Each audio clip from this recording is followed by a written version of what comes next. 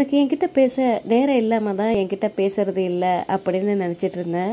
அப்புறம் தான் தெரியுது என்கிட்ட மட்டும்தான் பேச நேரம் இல்லைன்னு. உன் மேலே பாசம் வைக்க தெரிஞ்ச எனக்கு உன்னை எப்படி மறக்கிறதுன்னு தெரியவே இல்லை. ரொம்பவே யோசிக்கிறேன். நேர்மையாக இருக்க ஆண்களுக்கு பொய்யா நடிக்க தெரியாது, பொய்யா பேச தெரியாது, பொய்யா பாசம் காட்ட தெரியாது. எல்லார்கிட்டேயுமே உண்மையாக இருப்பாங்க. ஆனால் அவங்கக்கிட்ட ஒரு பெரிய மைனஸ் இருக்குங்க. என்னன்னு தெரியுமா? நல்லவங்களா இருந்தாலும் கெட்டவங்களா இருந்தாலும் அவங்கள முழுசாக நம்பிடுவாங்க.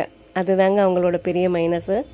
நீ என்ன ஒரு சாதாரண உறவாக மட்டுமே நினச்சிட்ட, ஆனால் நான் உன்னை என் உயிருக்கும் மேலே நேசிச்சிட்டேன். அதனால தான் என்னவோ எல்லா வழிகளும் எனக்குள்ள மட்டுமே. காதல் என்பது உங்களுடன் வாழ்வதற்கு ஒருவரை கண்டுபிடிப்பதில்லை, நீங்கள் இல்லாமல் வாழ முடியாத ஒருவரை கண்டுபிடிப்பது. யார் ஒருத்தர்கிட்ட எவ்வளோ நேரம் கூட இருந்து பேசிக்கிட்டே இருந்தாலும் சலிப்பே வரலையோ அவங்க தாங்க உங்களுக்கானவங்க. அவங்கள மட்டும் வாழ்க்கையில் இருக்க பிடிச்சிக்கங்க. நம்ம எதை ஆசைப்பட்டாலும் கிடைக்க போகிறது இல்லை. அப்புறம் எதுக்கு தேவையில்லாமல் ஆசைப்படணும்? கிடைக்கிறது கிடைக்கட்டும், கிடைக்காதது போகட்டும்னு சந்தோஷமாக இருந்துட்டு போயிடணும். அன்பை கொட்டவும் அக்கறை காட்டவும் 1000 உறவுகள் இருந்தாலும் மனம் ஏங்குவது என்னவோ விரும்பி சிறைப்பட்ட அந்த ஒற்றை இதயத்திடம் மட்டுமே. நாள் முழுக்க நீ என்னோட பேசணும்னு நான் சொல்லலை, நீ பேசுவ அப்படின்னு நாள் முழுக்க நான் காத்துட்ருக்கேன்ல. எனக்காக சில நிமிஷங்கள் ஒதுக்க மாட்டியா? எதிர்பார்ப்பு இல்லாமல் புன்னகை செய்யுங்கள். உங்களை விட அழகானவர்கள் இந்த உலகத்தில் யாரும் இல்லை. எல்லாருக்குள்ளேயும் ஒரு நல்லவனும் ஒரு கெட்டவனும் கட்டாயமாக இருப்பாங்கங்க. இங்கே யாரும் நல்லவங்களும் இல்லை, யாருமே கெட்டவங்களும் இல்லை. அவங்கவுங்க சந்திக்க பிரச்சனைகளை பொறுத்து நல்லவனாகவும் கெட்டவனாகவும் வாழ வேண்டிய சூழ்நிலை இருக்குங்க. புரியாதவங்களுக்கு கூட பேசி புரிய வச்சிடலாங்க. ஆனால் புரிஞ்சுக்கிட்டே புரியாத போல நடிப்பாங்கல்ல, அவங்களுக்கு புரிய வைக்கவே முடியாது. உயர்வான நட்புக்கும் உண்மையான அன்புக்கும் உருவம் அவசியம் இல்லைங்க, உணர்வுகள் மட்டும் போதும். நமக்காக காத்திருக்கும் அன்பும் நம்மை காக்க வைக்கும் அன்பும் என்னைக்குமே உண்மையானது.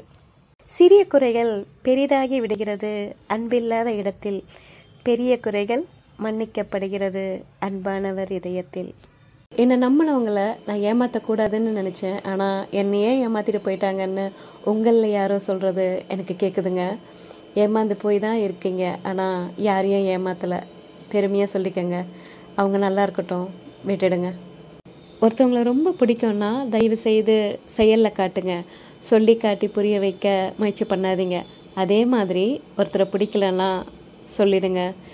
செயல்பாடுகளால் மேலும் அவங்கள காயப்படுத்தாதீங்க. ஒரு ரிலேஷன்ஷிப்பில் யாராவது ஒருத்தர் மௌனம் ஆகிட்டாங்க அப்படின்னா பேச வார்த்தைகள் இல்லாமல் இல்லைங்க, பேசி எந்த பிரயோஜனமும் இல்லை அப்படின்னு அர்த்தங்க. உன்னை அதிகமாக காதலிச்சதும் நான் தான், வெறுத்ததும் நான் தான். பார்த்து பார்த்து உன்னை காதலிச்ச பெரிய பாடத்தை கற்றுக் கொடுத்துட்ட. இதுதான் பாசம்னு நீ போனப்போ தான் தோணுச்சு, இதுதான் வாழ்க்கைன்னு அப்புறம்தான் புரிஞ்சுக்கிட்டேன். நீ திரும்ப வரணும்னு ஆசைப்படலை, நீ நல்லா இருந்தால் போதும், நல்லா இரு. கண்மூடித்தனமாக ஒருத்தர் மேலே நம்பிக்கையையும் பாசத்தையும் வச்சதால தான் இப்போ கண் கலங்கி நின்றுட்டு இருக்க.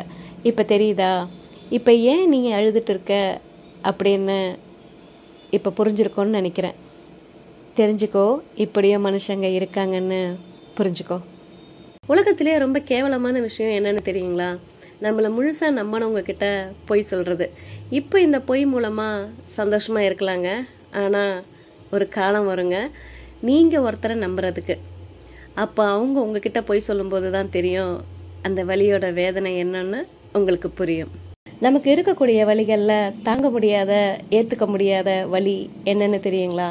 நமக்காக அதிகமாக நேரம் ஒதுக்கினவங்க கடைசியில் நம்மளையே ஒதுக்கிட்டு போகிறாங்கல்ல, அந்த வலியை தாங்கவும் முடியாது, ஏற்றுக்கவும் முடியாது. ஸோ உங்களுக்கு பிடிச்சவங்களுக்கு இந்த வீடியோவை சென்ட் பண்ணி தயவு செய்து ப்ளீஸ் எனக்கு மட்டும் இந்த வலியை கொடுத்துடாதீங்க அப்படின்னு சொல்லிடுங்க. ஆல்ரெடி இந்த வலியை நீங்கள் அனுபவிச்சு இருந்தீங்கன்னா கண்டிப்பாக இதோட வலி உங்களுக்கு தெரிஞ்சிருக்கும். ஸோ கண்டிப்பாக நீங்கள் யாருக்கும் இந்த வலியை கொடுத்துடாதீங்க. எனக்கு என்கிட்ட பேச நேரம் இல்லாமல் தான் என்கிட்ட பேசுறது இல்லை அப்படின்னு நினச்சிட்டு இருந்தேன். அப்புறம் தான் தெரியுது என்கிட்ட மட்டும்தான் பேச நேரம் இல்லைன்னு.